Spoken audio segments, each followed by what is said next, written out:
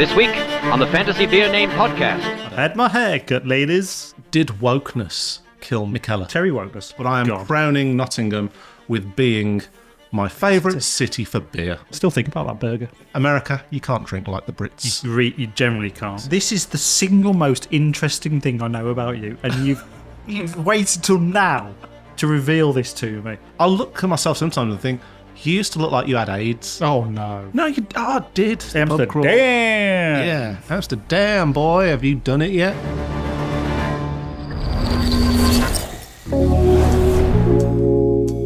Welcome to the Fantasy Beer Name Podcast, the first one of 2024. Hello, Paul. Hello, Chris. This podcast is sponsored by our friends at Mosaic Board Printers, Europe's leading beer mat manufacturer. Probably the biggest. Certainly the best. Certainly the best. Anyway, like I said, the first one of 2024, which is, it's really nice to be back. Yeah, feels like a long time since we last did one of these. Yeah. Was that Christmas thing in the middle of it all? Yes. That happened? Now, I kind of feel at the time that we're recording this, it's way too far past asking you how your Christmas was. So Mine was great. I was wondering when you were actually going to ask that. I've seen you many times since. But... Yeah, so I'm just asking you instead, how was your January? Yeah, very January-ish. Yeah. Yeah, kind of fighting against the dry January crowd by drinking extremely strong beer. Well, this is very wet. We've got a very wet night planned, haven't we? In what? Yes. I think you mean beer, which is nice. Yeah. I mean, look at that lineup. So, yeah, lineup. We've got a... Not by design, I have to say, but we've got really strong beers tonight. We kind of fucked this up a little bit. And it is a Thursday. It is a school night, so this could go very, very wrong. I apologise to all the meetings I'm going to cancel in the morning. I haven't got a job interview. That's in the afternoon. Oh, okay. Well, fair enough. Should have sobered up by then. So we found out last week that one of our favourite breweries, Baron, the mighty Baron, Jack Baz, is releasing a tipper, which is like music to our ears, I think, really. Making use of the big bum egg tank that he's got. Or the little bum egg tank, really. Yeah. So his little bespoke silly beer tank has come to fruition and he's released his first tipper. So, boom, indeed. So this is a sort of, not collaboration with other breweries, but it's released as a line of strong experimental beers for that brewery, anyway. As part of a collaboration called Project Excess. Mm-hmm. So we've got Jack has done a tipper, which I'll come back to in a minute because we've already started drinking it. Pastore have done a rhubarb and custard. Brilliant. Spilt all over the floor. That's about £6 there you just spilt. Oh. Pastore from Cambridge, who... Up the road. Yeah, big fans of. Have done a rhubarb and custard double pastry sour silliness, which I imagine is going to be brilliant, but I couldn't get hold of any. And Two Flints have done, weirdly, they've just done an IPA, but they've called it 6.66. I don't know what the beer's called, but I imagine that's just a combination of hops I haven't tried before. So, but we're drinking the Baron, and it's called Too Much. Too much tipper. A naughty triple IPA at 10%. And while it can be said there is usually such thing as too much tipper, yeah. On this, we're going to go into a second can because this is actually really nice. So I bought this knowing full well that Chris had smashed it like the dirty pig monster that he is. There we go. Straight down the hatch. And I was going to bring a Baltic Porter that Jack had put in the box for us to try because he's really proud of it, apparently. And I went in the fridge without looking and I picked up 2 tippers. So we've just finished one pretty much and we'll crack another one in a minute. Egg on your face, Tunnicliffe. I've just got an egg I like. Anyway, for those of you who haven't done the podcast before, it's called the Fantasy Beer Name Podcast because we give the episode a funny name based on a list of fictional beer names that we have collated over the time that we've known each other. It's got to the point actually now when it's 7 episodes in, it's got to the point where we don't actually remember what half of the beers or the beer names actually mean, which is a shame. We write them down, but we don't write down the context, yeah, which is a mistake. So, for this one, Paul, do you just want to pick one? Yes, I'm going to have to go fairly recently Yep. because I think our memory stops. Give me a chance to remember it. Well, I don't know what this one is. I think this must be one of yours, so let's go with this bad boy. Why must it be mine? No, because I don't know what it is. I guess that tracks, yeah. I do forget more than I remember, to be fair. That's true. So this episode of the Fantasy Beer Name podcast is called Scooters to Hooters. Oh, yes. I know this one. This actually ties into a little trip that I did as part of our calendar crawl, which finished in December in Nottingham. Which Nice. I think, actually, Nottingham is I think it's the last bastion of Hooters. I think... Is it the one and only Hooters in the UK? Possibly. Chris, how would you describe a Hooters to people who don't know what a Hooters is? It's a restaurant. I think that's what they actually call it. Is that what it is? Brilliant. Yeah, so it's very 90s, isn't it? It's the concept is that you basically just going into a 90s style American sports bar, but all the waitresses are wearing tight tops and short orange hot pants, which is not very 2024. It's not particularly PC. I went to a Hooters in Texas. Nice. Everything's bigger in Texas. Everything is bigger in Texas. I've been to Texas, but not to a Hooters. Yeah. But I don't imagine... I was quite young at the time. Made quite an impression on me. Yeah. I mean, the food was outstanding for a start. I still think about that burger. Which... Anyway. So, Scooters to Hooters. Yeah, we did this trip to Nottingham. And I've got to say, I am crowning... I'm not pregnant or giving birth or anything. Oh, but I am God. crowning Nottingham with being my favourite city. Is it a city? It's a city. It's a city. It's got Favourite city for beer. And if it isn't a city, what are you playing at Nottingham? I love it. It was so good. You've said this. I don't know Nottingham that well. I need to go and just do a proper recce on the Yeah. place because I've been a few times. I've been to all the obvious places, but I've not explored it in depth. We went on a Sunday just before Christmas, had the Monday off work, because obviously trying to fit in like the schedule with all the boys going to Nottingham. Boys. All the weekends are clogged up, so you've pretty much just you've got to open up the Sundays and hope that you've still got some annual leave left over on the Monday to take, which fortunately we all did. So, we went over to Nottingham. And at this point, actually, we didn't even go and check out any of the breweries because we have checked at least Neon Raptor out before. But you've also got Black Iris, which wasn't open when we were there. Love Black Iris. You've got other stuff as well, which I can't even remember. But we decided to basically just hit as many cool craft beery type places as we could. Mm-hmm.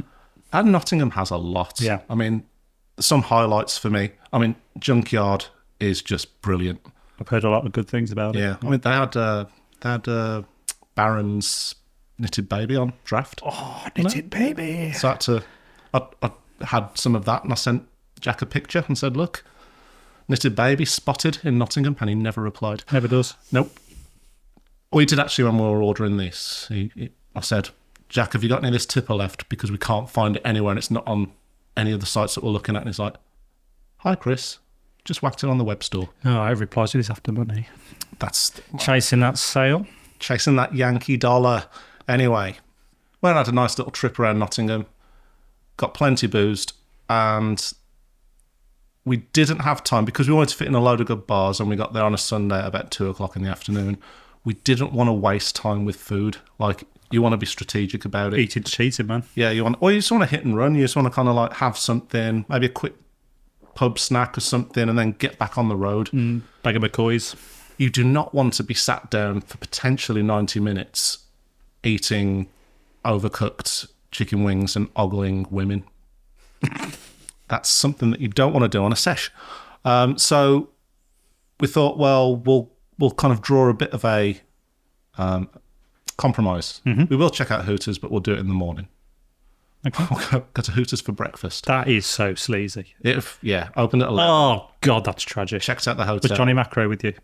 Johnny Macro was there. That explains everything. But no, where does Scooters come into it? So I have a bit of a naughty love affair with electronic scooters, e-scooters in towns, and I love riding them when drunk. Yeah. Which is probably not legal. Yeah, not legal. I mean, almost certainly not legal. Not suggestible. No, definitely don't recommend doing it. But it is fun.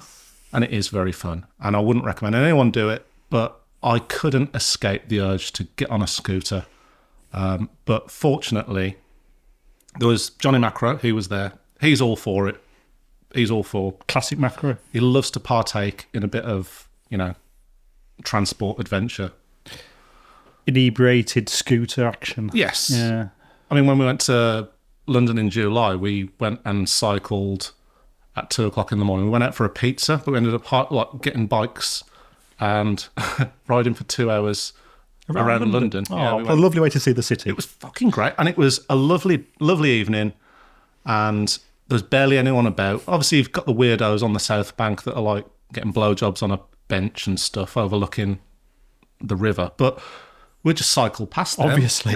Obviously, we all know about bell. Ding, hello, enjoy yourself. So that was nice. Not the only one with the little bell. And I think ever since that night, we've always wanted to replicate that feeling, that buzz of just going out, footloose and fancy free, just us and the road, absolutely hammered, because we still maintain our faculties pretty well. So we really wanted to go and get scooters in Nottingham, but the other guys that were there, was another two lads who kind of vetoed the idea. They were like, absolutely not. So as soon as the night had kind of finished off, I think we were getting back in. We went to a really weird place to finish. We thought that Junkyard was going to be our final stop because it kind of closed about 1, I think, midnight or 1. And then after that, we were like, well, that's it, off to bed. And then a random bald guy just came over to us, spotted us as we left and was like, where are you guys going then? And we're like, oh, God. Like, probably home. He's like, oh, aren't you going to go and check out Billy Bootleggers? And we're like, no. Oh, thank God. I thought this was going to be like, you're like, do you guys want I've got some scooter. Do you want to get some scooters? No. Yeah. So he was like, do you want to go to Billy Bootleggers? And, well, I don't know what that is. And I was like, you guys from out of town, look, there's only 2 places open. He said there was another place up the road that he'd just been to and checked out, but it was still really quiet, so he didn't recommend going there. He said, come with me to Billy Bootleggers, I'll get you in, and we can go there afterwards. So we're like, okay, why not? What have we got to lose? But at this point, I was sort of thinking, is he like one of these people that are like a strip club hype man taking, like... Also, have you ever seen Hostel? Yeah, it could have been that as well. That, yeah. I mean, Billy Bootleggers didn't sound particularly friendly. It certainly sounds illegal. It sounds fun. It does sound fun. So we went there. I've been tortured, but having a We real... walked straight in. There was actually a queue of little student folk there. And walked straight in. How little? Uni students. Oh, not... No, okay. God, no. It wasn't like a under 18. Peter Dinklage or something. That'd be weird. Oh, I thought you meant... No, okay. No dwarfs. Well, that's really I could see. Image. Yeah. But yeah, so we went in there and we had a Billy Bootleggers lager, which was as bad as it sounds, and we're like, let's go back. So anyway, we're heading back to the hotel. Short walk from the city centre. Got to the reception, the foyer, and then me and John kind of gave each other a little nod, knowing exactly what we were going to do. And then we just sort of like peeled off from the other 2 lads and just went and got some scooters, which were waiting for us. And then we went and had a lovely hour and a half little drive around the city. Scoot. It was very romantic. It was very nice. Oh. But and you ended up at Hooters. No, funnily enough, we didn't. But I just Feel like this whole title's been an absolute sham. But no, it was, bullshittery. But then we did go to Hooters the next day for breakfast or brunch. Okay. But did you get the But scooters? we didn't get scooters to it. What's going on, Chris? But What the hell's going on? the term was just coined, scooters to Hooters. Maybe in the future. Yeah. It's actually not too far from the hotel that we stay in, which for the enthusiasts used to be a Jury's Inn, but is now a Leonardo's. I don't know what's happened there. I mean, that's niche knowledge for people who... Yeah, but for those who know their hotels, that Hotel might mean versions. something. All I'll say is it was massively affordable, and they are not paying me to say, book your stay at the Leonardo's. No. Hey, why not try scooters? I would absolutely sponsor scooters for this. With Bald Guy's scooter hire. Yeah, that would be amazing. But anyway, so for whatever reason,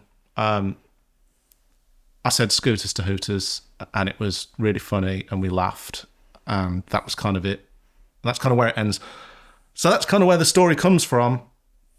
But I'm glad that I actually got the Nottingham story out of the way, because that's good. I was thinking, where are we going to go with the fact that I've lied to you about it and said we didn't actually get Scooters to Hooters? Yeah, I mean, I feel betrayed, I think, deep down. We need some tipper. I'm going to have a tipper now. Another tipper. Who's brewing Scooters to Hooters? Oh, that's a really good question. Should we give it to a Nottingham brewery? I think it has to be, really. I mean, I'm trying to think of Black Iris's naming conventions, and I think they're very heavy metal. They're pretty metal. It could have like, I don't know, Scooters to Hooters sounds like a... Sound effect.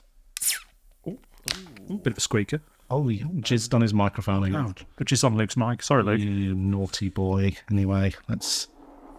There we go. Get a little pour on. Yeah, I don't know.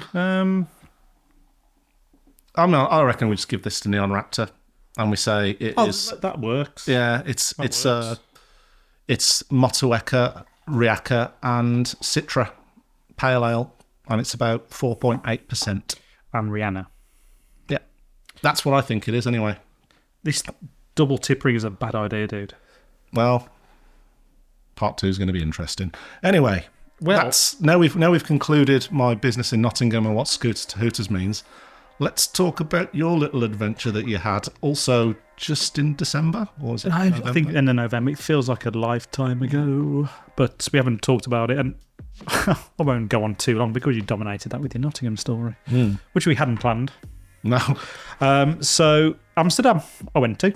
Amsterdam, as I like to call Amsterdam, I like to call it. Amsterdam, girl. Amsterdam, for fans of My Dad Wrote a Porno. You might know what that means. Anyway. My dad's photographed a porno. Several pornos. Hold that thought. We're coming back to that. So Amsterdam, we went there, me and the missus. Her indoors. The wife, yeah. Hannah. Got to call her Hannah now. Her indoors? Her indoors. We went to Amsterdam for the beer. And my God, did we succeed on that task. We smashed pretty much every bar in Amsterdam, I think. Every bar with a good reputation for good beer anyway. But what I wanted to quickly discuss is we did before I discuss this is topical, by the way, and it leads into something topical, I think. And it should cause a chain reaction throughout the rest of the podcast of discussion points. Come on, then. Hit me. So, for those in the know, people who've been to Amsterdam, there's a brewery over there called Morebeer, More, who are a brewery who own a number of bars throughout Amsterdam and slightly on the outskirts of the main hub as well. They do a thing called the Amsterdam Beer Tour, or the Morebeer Tour. So the idea is you go to their 4 bars in one day and you drink a beer in each one. You get a little receipt to prove you drank a beer, and at the end of the run, you get a T-shirt. No big deal, you say. Easy. 4 pub Easy. Crawl. Easy. Of course it's easy. Why is it difficult? It isn't. Oh. But there's walking involved. So the final bar, which is, let's say, just outside the main centre, is probably a good 20-25 minutes walk from the last one. So you kind of start in the centre and you go out, basically. So it's not a big deal. It's just if you're lazy and you can't be bothered to do it, then it's a problem. It was because I heard someone else had been on this, and they said the reason why it's difficult is because everyone that you go into with these 4 pubs or tap rooms, they have a beer list that's like the size of... This is why it's great, right? A girl from Hooters. From Texas. A Texan from Hooters. Texas. So the reason the bars are so great and why it's a good crawl to do is, they're all different types of bar and beer. So isn't the one that does like American? I'm just about to get to that bad boy. Come on then. So the first one is in pretty much central, called Anderstadt, I think it is. Anderstadt. Correct me if I got... apologies if I got that wrong. But that wore the shirt. Should have. Does it wear the names on them? Does it have the shirt? How's your tipper? So Anderstadt is specialises in Dutch beer. but it's also got Belgian stuff in there and various other kind of European classics, I guess. But it's Dutch beer through and through, with Morebeer being the main brewery. And it's about 150 things on tap.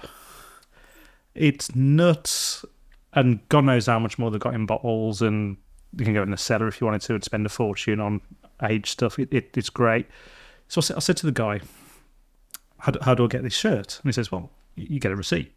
Make sure you get a receipt in each Receipt? one. And at the last bar, which is on the outskirts of Amsterdam, give them over. You get a T-shirt. Winner. That's Saturday sorted. So typically people have a beer in each one. We had about 7 because 7 in each. we're professionals, obviously. We went to Beer Temple, which is the second one, which is the American Yes. themed one. So, oh my God, what a bar. It's got some stuff over from like California and stuff. Oh man. It's so good. So again, huge amount of things on tap, and predominantly 99% US breweries. And not just the stuff you get over here, your other halves and your equilibriums. Stuff you can't get over here, Yeah. They spend some money on that. And the landlord of that place, and God, I forgot his name. Forgot his name, even though I spoke to him so much. He's an absolute legend. He knows what he's doing. And to the point where we went back in there 3-4 times, and we got invited to a special tap takeover by a Californian brewery called Bottle Logic. Oh, okay. You might have heard of them. I've heard of them since you sent me a message about that. Well, they're quite renowned over there. So turns out, it was a tap takeover. The brewer was coming over to do a talk with everybody. He said, do you want to come to this tomorrow? And we said, oh yeah. Yes. Story for another day. Anyway, had a nice conversation with them after the fact. But yeah, next pub along is, and this is where it gets a little bit topical, I think. The third. Hang on, before you come on to that, hold that thought, because I remember when you told me about the Bottle Logic thing and you sent me, I was checking in with you. Hey man, how's Amsterdam going? How's the pub crawl? Yeah, Amsterdam, boy, have you done it yet? And you were like, have I? I've even been hanging out with the guy from Bottle Logic, doing a bit of networking, and I was like, sounds good. And you went, he's even invited us to a Meet the Brewers event. And I was thinking, Is he talking about, are we going to go and do this? Like, is this for some time in the future? And then you went, so me and Hannah are going to go there tonight. And I was like, oh, the royal we, as in you and the missus. Yeah. Not we as in my actual wife, not my and the apparent hetero life partner. Apparent. So, yeah, that was great, and we met quite a few people. But yeah, the third bar along was a collaboration bar between Morebeer and Mikkeller. Oh, okay. Now, do you see where I'm going with this? Wash your mouth out with soap, young man. Yeah, you can't say Mikkeller anymore, can you? You get cancelled. Yeah, you get arrested for saying that. You get arrested. You get arrested. You're kidding? Someone will actually arrest you for that? Yeah. It's health and safety gone mad. It really is. God. So, great little bar, by the way. So we had some hot dogs and fries and all kinds of nice things. Had War Pigs on, which are obviously Mikkeller adjacent brewery. Yep. If you've been to Copenhagen, I haven't. But is that worth going to Copenhagen? Oh fuck yeah! If you had to go to one again, Amsterdam or Copenhagen? I'll go to Copenhagen again. Yeah. I am going to Copenhagen, so that'll be next year. Can I come? No. And can't you invite yourself on date weekends? You need to stop having cool date weekends. No, don't think I will, actually, Chris. Yeah. So, yeah, we'll come back to why that's topical. Just to wrap up the yeah. call. I mean, that will make a very nice episode, or a little segment of Steve Power's Doom Bar. Yeah, and we'll come back to that. So, after the, I guess the bit underwhelming Mikkeller beer we had there compared to the stuff we'd had in the beer bar and the Dutch beer we've been drinking, we ended up at their final destination, which was the one was a bit of a walkout. I think it was called Craft and Draft. I think, Wow. and it was just a general classic. Say what you do. Craft beer bar and tap room. But was it because someone had stole the S and it was actually drafts? So it was craft beer and drafts, that board game that's like chess, But they'd have to, but you can they'd have to jump over each completely other. respell the word for that to be logical. Not in Amsterdam, different rules. Different rules. Amsterdam rules. rules. Okay. Yeah. So we goes in here then. So it end of a long day, and so we've been drinking a lot of beer in every bar. By the way, we'd synced up with a load of other people who were doing the walk at this point. Oh. Right? Fannies, the lot of them. Oh, okay. I mean, literally, they're dropping like flies. I mean, the people falling over in the street, couldn't cross roads. Every time we saw groups of people, they'd lost 5 or 6 people. It's embarrassing. When Embarrassing. me and Amateurs. Kate once went to Kate's my wife. Oh, when did Yeah. this happen? Get this quiet. Yeah, we went to Vilnius in Lithuania. Still haven't been to the Lith, as I call it. And I only did it because The Guardian wrote an article saying one of the best cities for craft beer. You absolute socialist, left-leaning, What a left hummus eating, scarf knitting. Oh, carry on. That's what Kate's doing. She's knitting me a scarf. Nice. I'll wear it on the next podcast, assuming it's done. It might be too hot. In August. But no, Vilnius was great. And we started off with, you've got to start with like one of those big nights where they do a pub crawl, an organised pub crawl. So it's like the yellow suitcase pub crawl, I think it was called. So essentially it's free to go along. And you know what European cities are like, 10 squares everywhere. It's absolutely beautiful.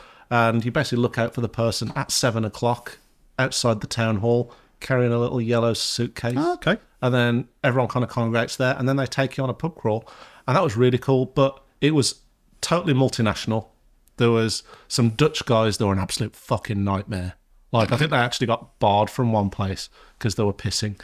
That goes against the Dutch stereotype of relaxed, cool. Oh, they weren't laid-back relaxed. people. No, and they were also, like, in the group, we had these, like, little table conversations, like little icebreaker things in the first bar, and they were up for some aggressive conversation in terms of like totally offensive to strangers, mostly women as well. Like, Yeah, you know. I understand the kind of people you're referring to. But yeah, so all in all, it was really cool. And those people were, apart from the Dutch, everyone else was kind of they peeled off and they were like, "Oh, this is too much. It's too much. I've had 2 drinks. This is terrible. But yeah, anyway, that's there's some Americans there. I mean, America, you can't drink like the Brits. You generally can't. And I'm not sure that's a good thing, really, in the grand scheme of things. But still, Yeah. it was a lovely. You should go to Vilnius. Okay. Whack it on your list and don't invite me. Even though I'd love to go again. Sorry for not inviting you on our family holidays, Chris. I do apologise. But yeah, to wrap up the Amsterdam pub crawl, so we ended up in draft and craft, or craft and draft, or drafts and... Did you Draft? play drafts? No, none of that was happening. There was a few people from the tour groups who we'd kind of synced up with who were looking in absolute desperate states, if I'm honest with you. No. Because you can't drink like the English, that's a problem. No, that's it. You can't say that anymore, though. No, you arrested. get arrested. You can't say anything anymore. Can't say anything about the English. I can't say anything. Can't even sound English anymore. No, you can't get like a plug-in heater and put it on the edge of your bath when you're sitting in it anymore. It's health and safety gone. It's health and safety gone mad. So I ordered a few beers and said to the extremely lovely and pleasant barman behind the bar, who was a really jolly chap who I liked a lot, said, "How do I get our T-shirts?" And he said, "Well, that's fine. Have you got receipts from everyone?" I said, "Yeah, of course." He said, "I just need the 4 receipts." I went, 4? Yeah, and I put my hand in my pocket and pulled out this massive ball of paper. I mean, almost comically sized football of receipts. And I sort of went, 1, 2, 3. So I think that was from the first one. 5, 7, 8, 9.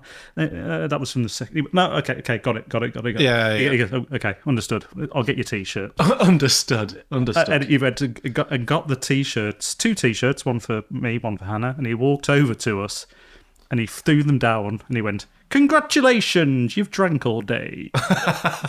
But with like slightly contemptuous, Yeah, like a bit of disdain. Yeah. Like, yeah, which made me like him more, to be honest with you. So that's totally your kind of guy. so we wrapped that up.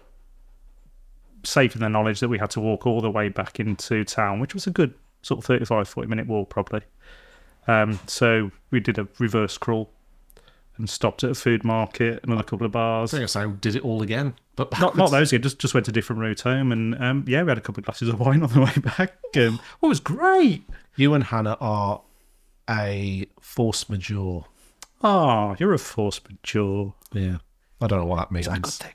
I think so. Anyway, that wraps up part 1 of this. What seems like it's going to be a bit of a mammoth episode. I think part 2 will have to be 5 minutes, to be honest. Yeah, we'll wrap it up real quick anyway. We're going to go for a slightly revamped. It's been a long time since we've done this. It has. Don't we usually do an advert? We do, yeah. As those of you usually tune in know, we do our little fantasy ad break where I go, fantasy ad break, and do all that. But 2024, new year, new this. Let's mix it up a little bit. This week's episode is sponsored by OSB wood paneling. The wood, the actual wood. Yeah, not the sheets of what looks like plywood, but it's engineered compressed wood. Yeah. I'm glad they've got their advertising arm together. Upgrade your tap room or microbrewery today with OSB wood panels. If you haven't got OSB wood panels on the wall of your tap room, you're not a tap room. That's the thing, isn't it? Yeah. It's everywhere. It's everywhere. And it's everywhere for a reason. Yeah, man. It's got rustic charm. It gives you that kind of rustic vibe that's as refreshing as a Bretted Pils. I think refreshing is a stretch. They're sturdy, stylish, and versatile. I mean, what other surface could you actually just peel can labels off and stick it on and go, hey, look at this. It's like a bespoke craft beer wallpaper. OSB wood paneling. Well, the surface I could peel a beer can label off is a beer can. Which I'm doing now. That's very pedantic. And I'm going to put it onto our board. And I bet you it doesn't stick as well as OSB. It wouldn't. I mean, that's the thing. At this point, That was the most pleasant noise. But yeah, OSB wood paneling. So Paul used to own a bottle shop called Hall Tap Room, which we've talked about before on the podcast, and it was completely kitted out with OSB wood paneling. Cheers. OSB wood paneling, where craft beer meets craftsmanship. Oh, that was good.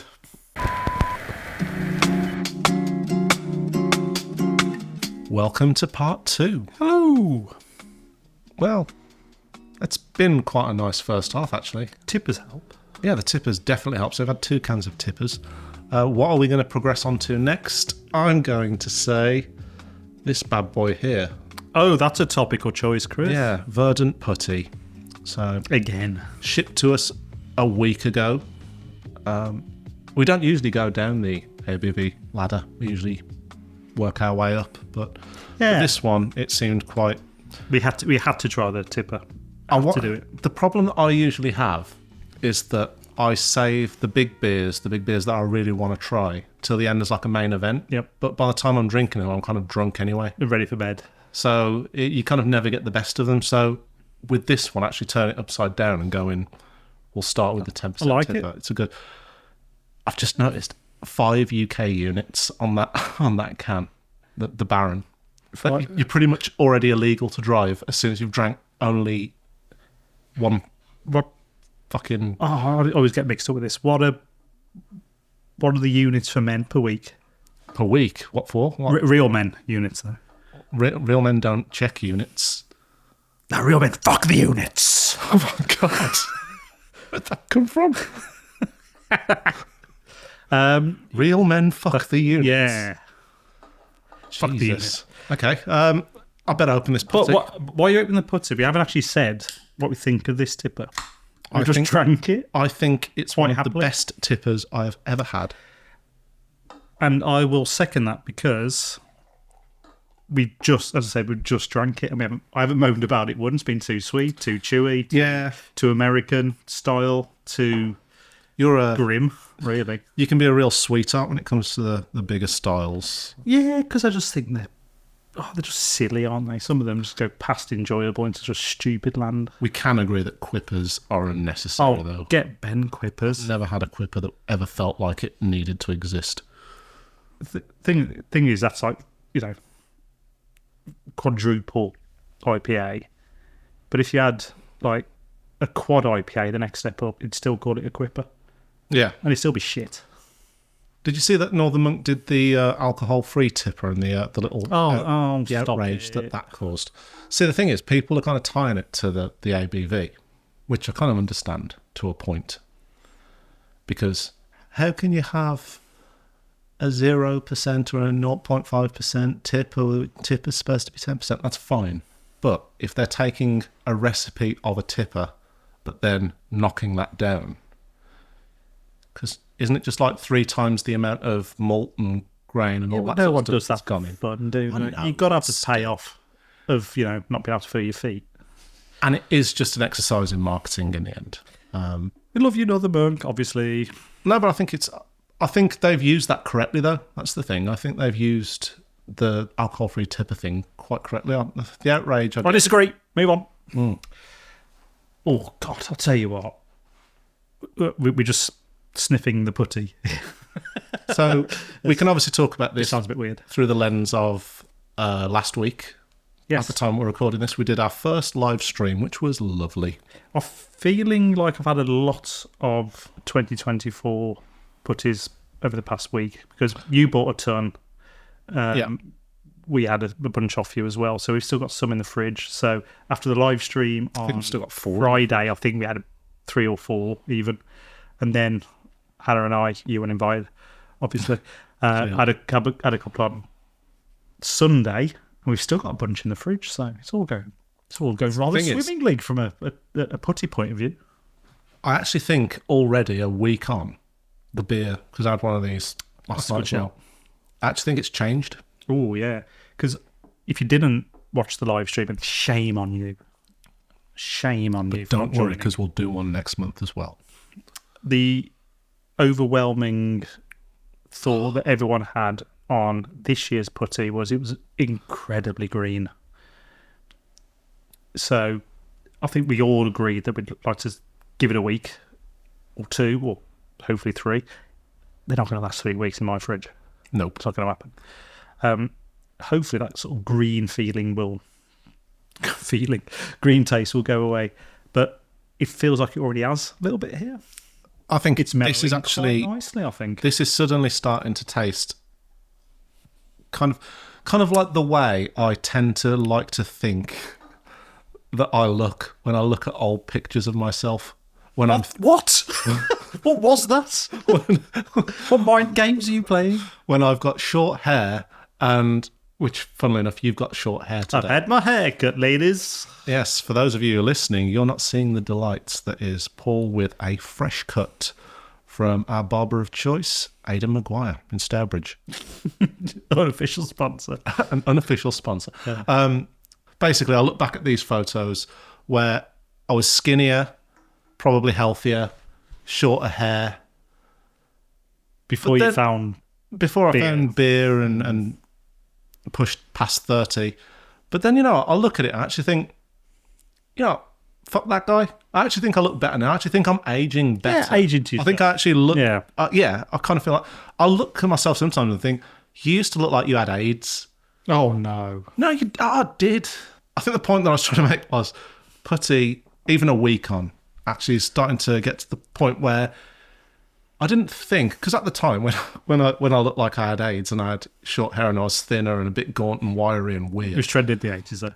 I thought, hey, I'd probably look the best me that I possibly could be right now. Because clearly, no one goes out thinking I look like a piece of shit with AIDS. But imagine that the only thing you've got in your mind that validates that you look as good as you possibly can is you don't look like you've got AIDS. Fucking hell, you need some therapy. Yeah. But now... I love tippers. But now I'm at the stage where it's like, I look way better. I know people say, oh, you look way older with longer hair and, oh, you've got a bit of a goatee thing going on. You look older with that. But you know what? I reckon I can pull that shit off. And I look at old me in those pictures. Old young you. Old young me. Old riddled with disease. HIV riddled you, yeah. And I think, you know what? Your putty, after it was canned, I am putty. I am putty.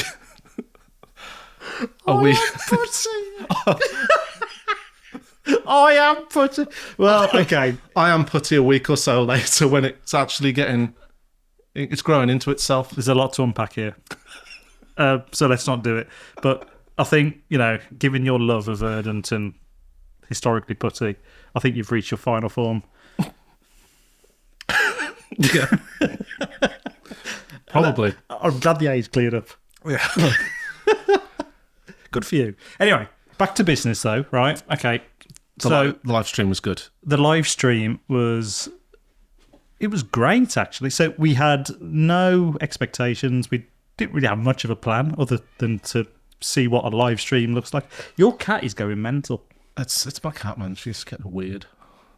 We've still never done a podcast where a cat comes in or a dog barks in the hot vault or something. Yeah, or a parrot steals your hat. Is that one that hasn't been done yet? That might have been a dream. Sounds like a good dream. It's better than the dreams you've been having, clearly. Yeah.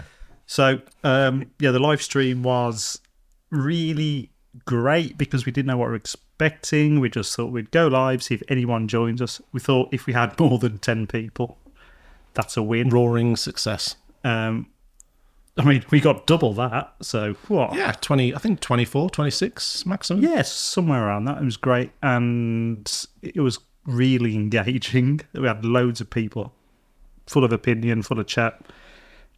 Really great energy. Well, that was the main thing for me, and I think I probably said it in the live stream. Oh, you did.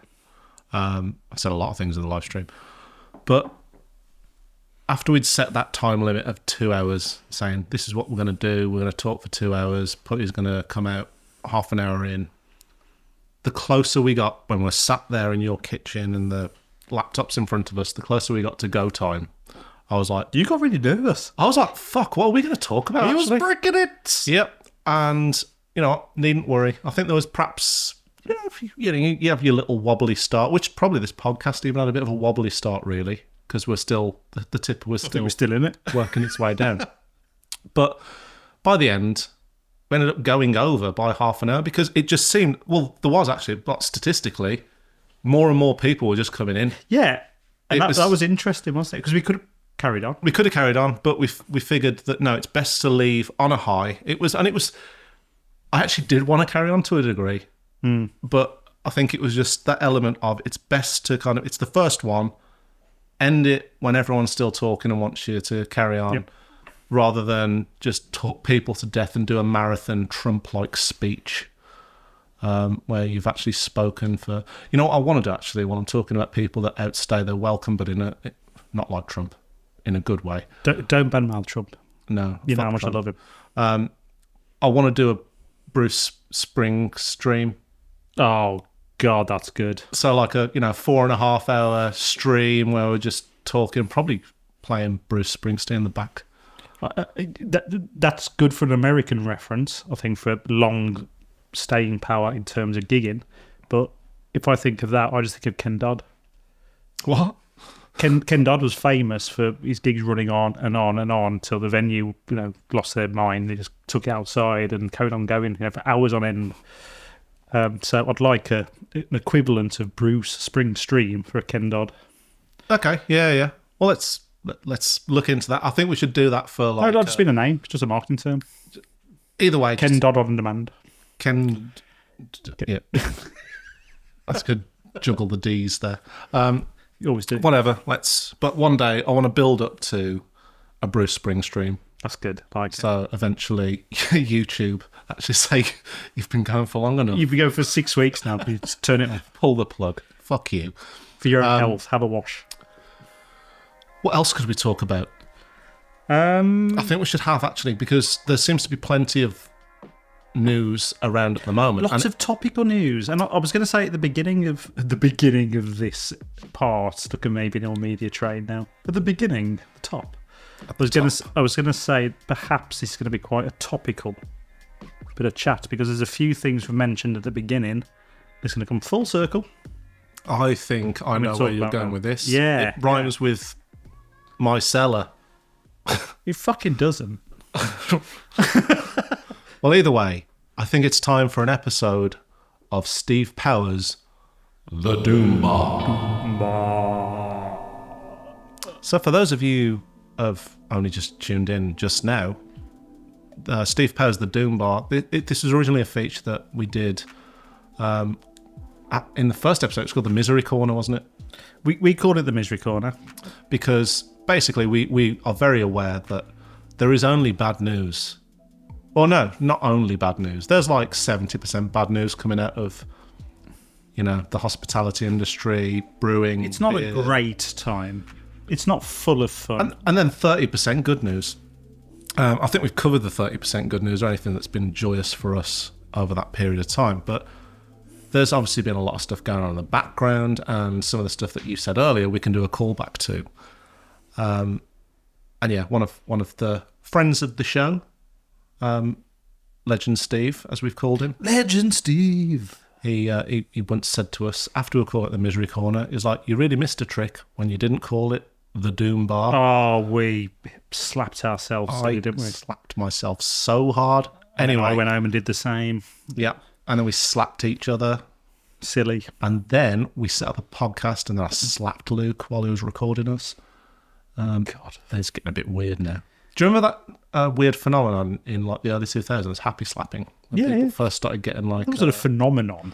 It's not like the fucking Aurora Borealis or whatever it's called. It's not like the Northern Lights. What would it be like? It's just twats. Like, would it be a sensation then? Was Take it it like back, man. Do you remember the tango slappers? Yeah, I do remember There that, we go. Yeah. But wasn't happy slapping more like a sensation then, maybe? Perhaps.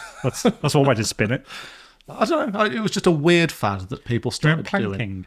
Planking was weird. That was 2010, I think. 2010, 2011. Do you remember TikTok when I started and made everyone into complete arseholes? What did you say then? TikTok. Oh, yeah, fuck TikTok. We're not even on TikTok. Well, actually, I think... At least that's over.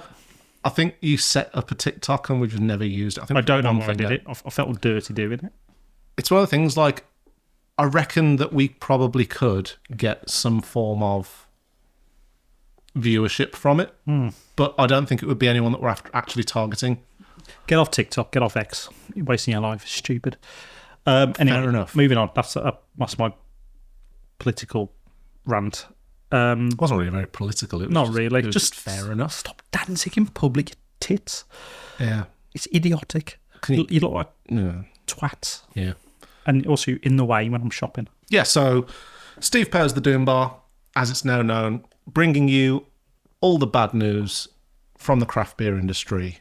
So the topical callback I mentioned, if you were listening, during the Amsterdam pub crawl. Amsterdam, boy. The third bar of the Amsterdam pub crawl was a Mikkeller collaboration with Morebeer. Now, Mikkeller, and again, depending on what time this goes out, things might have changed. We might get more information. But Mikkeller have basically sold out. Well, they've done They've sold out. a strange handshake with Carlsberg. A strange handshake. Yeah, which doesn't really make much sense because I think if you look at it, look at what they've done. So Carlsberg have bought 20% of Mikkeller via their Mikkeller's biggest investor. Yeah, So it's they've actually- stealth take. They've It's bought through. stupid. Yeah, so part of me was thinking, hang on a minute, is this like, is this a backdoor takeover with Mikkeller kind of slowly doing the Beavertown thing? You know, oh, we'll take this now, and then in like 4 years' time, bang, there you go, we've sealed the deal and we're completely now Heineken. Or is this a fucking bear hug? You know, like Succession. Too much Succession probably. Been watching that. off. Yeah, maybe I'm thinking, is this like a hostile takeover? Could this be like the steps towards that? Because could Carlsberg be just thinking, you know what, we're going to buy your shares well, buy your company via your investor, which gives us 20%. Yeah. And then we're going to muscle you out on certain things. Feels like that. Or But I don't know. it's somewhere in the middle. Yeah, and absolutely. Because the other thing about this is the way Mikkeller have sold it is that it's all about distribution in Denmark, which is fucking weird to me because you're from Denmark. If you can't sell your fucking beer in Denmark, then you've got a big problem. I don't know. Maybe. I think so. Someone needs to explain why they need to be able to distribute more effectively in Denmark, because my understanding of it But not is just there's that. no restraints on doing But that. why do let's be honest, your biggest rival or the fucking nemesis to, The Palpatine Yeah. beer. Yeah. why do they need to buy 20% of your company to help you out with that? You know what I mean? Like, it seems like if they wanted to help them with regards to distribution, a deal could be cut that didn't require, hey, how about we just start selling off Yeah. our company to you? That seems... Feels a little bit like, the Native Americans there and the English rock up, the Pilgrims, and they're like, yeah, let's just do a deal, man. Yeah. Let's start off with these pillows we've just injected for the smallpox. Yeah. Take those to your camp and things will Enjoy them. enjoy that. It feels to me like it's probably more of a... Nothing funny, mate. Nothing funny going on here. Nothing weird about it. Just sleep on the pillow. Stop being weird about it. Just stop being weird, man. Sleep on your pillows full of smallpox. It seems to me like it's probably just a soft sell. It's a slow sale. It's McKenna saving face, I think. It's a slow death, isn't it? Yeah. It's basically they've made the choice. Fuck, okay, let's just cash out while the stock's high, Corporate pig. and they need to do it in a way that seems to be. And I don't think there is actually a way that it's ever going to be palatable to anyone. Like Beavertown tried it with Heineken. Like say, they sold half of the company, and then they're like, "It's okay though. We're not going to sell the other half until like after 4 years, and then 2017 or We're whatever." not going to sell the other half. Yeah. So it seems to That's me, how Logan Plant speaks. Oh, we're not going to sell the other half for a long time yet. and then he does. Yeah, the Makeup of the Muppet Show. And then he joins the Muppets. But yeah, it just seems to me like it's fucking bullshit. They know where the direction they want to take it in, and we know where it's going to end up with its logical It's conclusion. Carlsberg, man. And Mikkeller, Sad, yeah. you could have done better. You could have done better. But I think the biggest problem with this, and I don't think anyone's really thinking about this, is what's going to happen to Rick Astley. He's got stakes in him, doesn't he? Yeah, there's no one thinking of Astley. Maybe Astley instigated all this. Maybe I'm looking at this the wrong way. Maybe this is an Astley inside job to up. Is Rick? Oh my God! Is he ever going to give him up? Oh, stop. The one thing to never do with Rick Astley is try and shoehorn that song title into it. But there is something else at play here. Did wokeness kill Mikkeller? Mikkeller? Terry Wokeness. Because did things get so bad after their, the fact that it turned out that they were fucking abusive to their staff and treated people like shit and were kind of like a Danish brew dog, but the OGs of it. I'd be very surprised if it did, though, But- because no one knew anything about it. It had no impact. But do you remember that time? And I think it was like 2021 or something when, like, they were throwing, because they have that big festival, don't they, in Denmark? Mikkeller hosts it. Oh, And the 2021, all this big kind of all the stuff came out about. Eurovision. Yeah, that's it. All the big scandal came out. They treat people like shit. They abuse their staff, and then a load of breweries kind of pulled out and said we're not going to do it. That's right. Yeah. But then a load of breweries actually just went up and did it anyway. They were like, actually, we're going to do it. We're going to go. But some would say like last year's Eurovision was the best yet. So maybe we should have breweries in it. It's bigger than Eurovision, Paul. Okay. What we're talking about is bigger than Eurovision. It's beer. Anyway, so Rick Astley, let us know what you think. Yeah, yes. I mean, You asset share swindler. he's my birthday number one. You know that? The man you can have sex with on your birthday. Hmm? The first. Oh, okay. No, it's the number one single. So, Never Gonna Give You Up was the number one the year I was born. Okay. Or the week I was born. Mine was. This is going to show my age now. One Direction. I forget the name of the song. What? No, it was. I think it was like Chicory Tip or some weird late 70s psychedelic folk band. I mean, that's not a bad number one. Yeah, it's not bad. But so that's bad corporate takeovers. But there is such thing as possibly a good takeover. Now, this is quite topical, and again, we're very much aware that what we're about to say might be completely irrelevant, but yeah, I mean, we're moving as fast as we can. Yeah, I mean, at this point, we're as up to date as we can possibly be. Bearing in mind, this is probably a week behind or 2 weeks even. I don't know. I think I'm going to try and get this out after a week. So good stuff. I'll get good Jake stuff. working overtime. Get him working. Yeah. So, it's sad news this week, and imagine it is this week if you're listening it 2 weeks in advance. Sad news this week when we heard the frankly quite brilliant North Brew was going into administration, which was really sad. So North Brew are an absolute staple.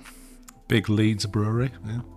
Big Leeds, but also like pioneer of craft brewery in general, really. They kind of somehow navigated the world of growth and keeping pretty close to the core principles as being a craft brewery. I think Tartarus are currently in their original brew house in Leeds, aren't they? I think they moved out of that one instead. The Springwell being the new one they went to, which was a massive boost. I think that kind of seems like to me when we went to Northern Monk last year, that's what that big site that they've got out there is like. It was huge. So that came as a bit of a shock to everyone because from outside looking in, they were smashing it. They were doing brilliant. Well, opening up different outposts, like the one in Birmingham that they had, and although the bars are a separate business, yes, as transpires, which I didn't know, to be fair. Yeah, they're under a different limited company, but obviously it all goes back to the same source eventually. So,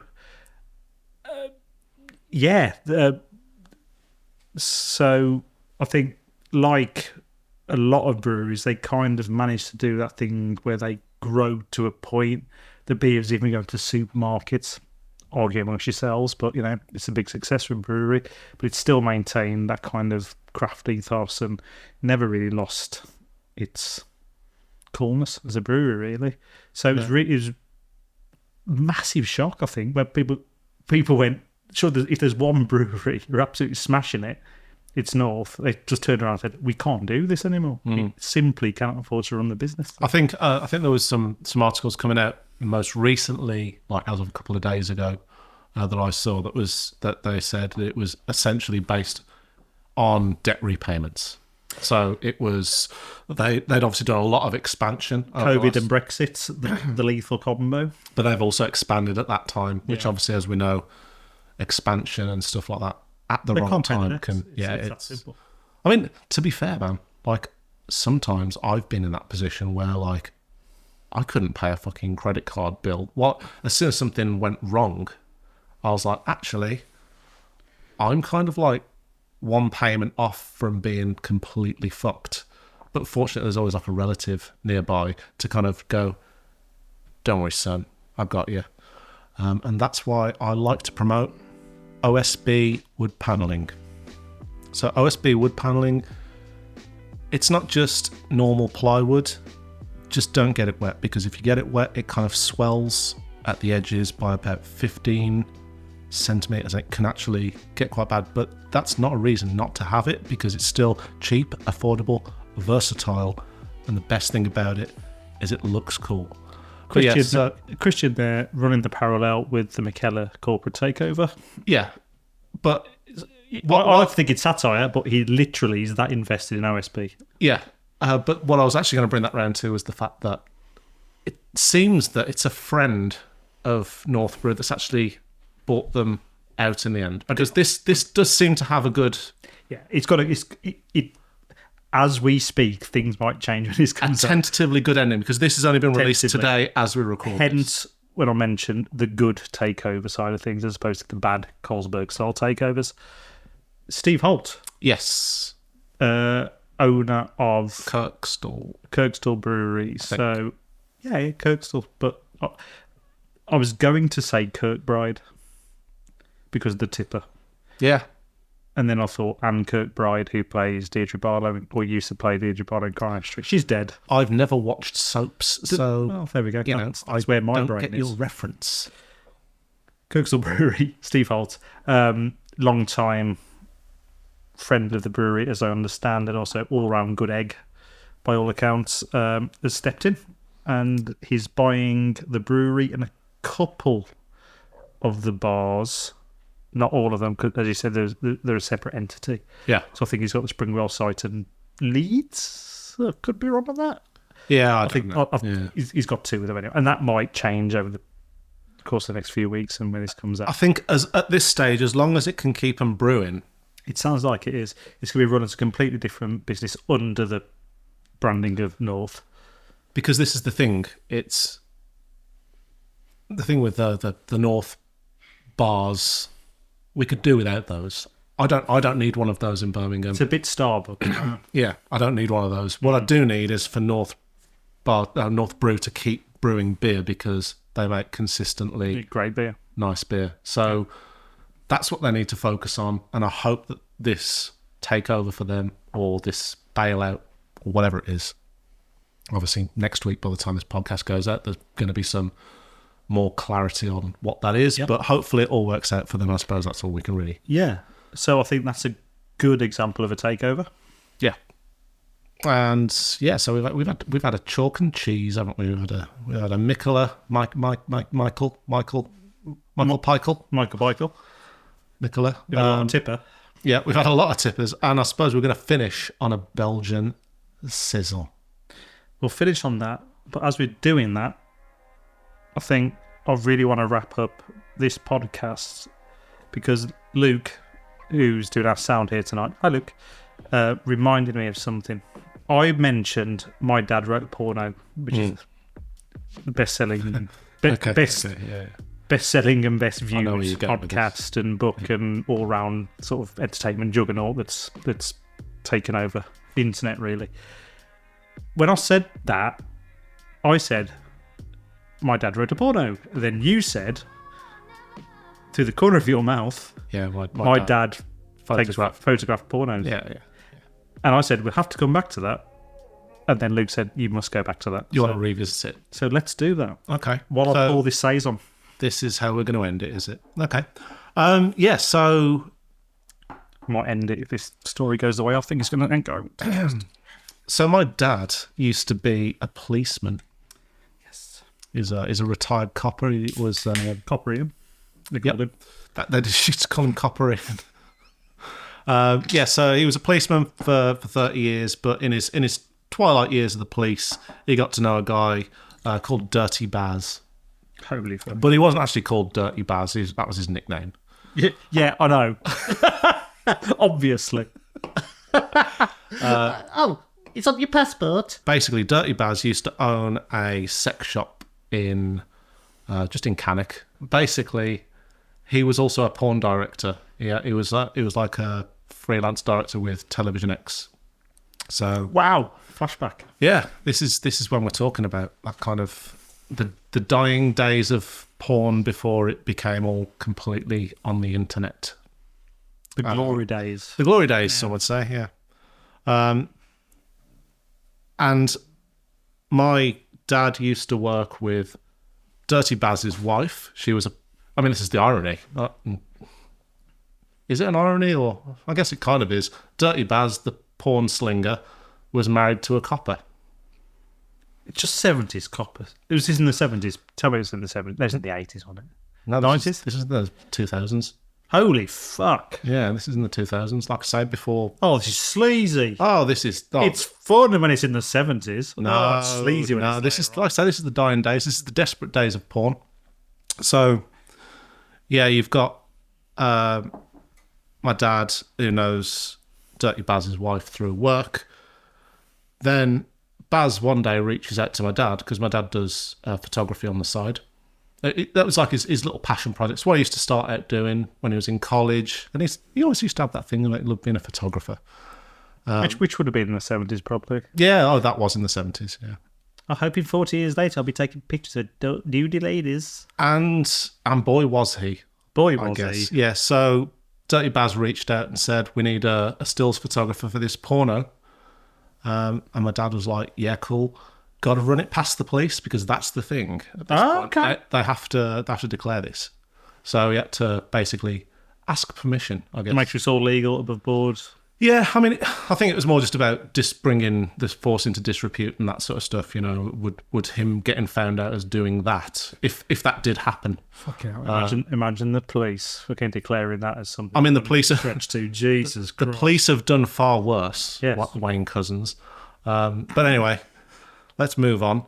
So yeah, essentially, my dad ended up doing a couple of pornos from that, just taking photos, and I actually ended up because I got into filmmaking when I left sixth form, so I was 18 years old. Oh my God. And then one of the first gigs that I had was working on a porn set. Oh my God. And I was holding a boom. This is absolute. Oh my God. Which is crazy, really, because if you think about it, the sound is so like, who gives a fucking shit about sound in porn? I think I've seen one of the ones you held the boom on because it was excellent boom work, if I remember correctly. I remember thinking to myself, it was only that's high some production, high quality boom work. high production boom work. Yeah, I thought, I hope to meet that man one day. Yeah, so, but I hope I don't start a YouTube channel / podcast with this guy when he hasn't told me it's all based on the fact that he used to dick around on mucky movies. The best job that I got through porn though was driving the porn star back to Walthamstow on Easter Sunday. They're always from Walthamstow. She was on the job on the Sunday. You went in a taxiway because I think I've seen this. No, I was in a burnt orange Fiesta. The sexiest of the cars. So, yeah, I drove her back. Basically, Baz. It was the first time I'd heard Dirty Baz. Dirty Baz. Yep. He chucked me a bung, which shit. I'd never heard of before, but apparently it just means like give someone some money. It's cockney for money. Yeah, so he gave me. You don't declare to the taxman. 100 quid. 100 quid to basically on Easter Sunday when I was like 18 years old to drive a porn star back to Walthamstow and then back. Hang on. Easiest money I've ever made. This is the single most interesting thing I know about you, and you've waited till now, tonight, on this day of our Lord, the 25th of January 2024, to reveal this to me. I mean, to be fair, I've got so many cool stories. I can't afford to tell you them all at once. I've only got one. I'm not going to tell you that either. Tune in next week for. Well, I'm shocked, surprised, more than a little aroused, slightly upset, a bit betrayed. But you know, all the emotions are good. Wish you'd known sooner. But wish you'd known sooner. How's this Saison from who is? You know, I've been supping away, but I've not even registered how this is. How it's like because I was just staring in your eyes as you told me about this burnt orange Fiesta porno fucking travel. It's incredible. Anyway, so yeah, we're finishing off on a Farmhouse Belgian Saison from Vibrant Forest. Not a brewery I know much about. They came in my they were a bruiser box that I put in for, and it was one of the only bruiser boxes I've ever had, or one of the only breweries I've ever known that sends out plastic pint glasses, little pitchers. Good work. Yeah, pretty cool. But I drank from it once, couldn't find it again, and then I went and sat down at the desk, and I realised that Kate's using it to hold pens at the desk. It's not single use. So it's good. Yeah, it's so good work. You wouldn't do that with a normal glass. But yeah, Belgian Saison, 5%, ticking all the touch points for a Saison on the back there. Yep, Belgian yeast, esters, banana-y, peppery, clove. I'm getting all that. Everything you could want, absolutely delicious. It's a nice refresher after a tipper, a dipper, and then this. So the night we went backwards. The night went backwards. And you know what? I wouldn't change it because I found out a lot about myself tonight. Yep, I'm off for a wank. Good night, everyone. Bye. The Fantasy Beer Name podcast is brought to you by Planet Beer TV. This episode was recorded by Luke Bartlett with mix and sound design by Jake Healy. Thanks once again to our wonderful sponsors, Mosaic Board Printers.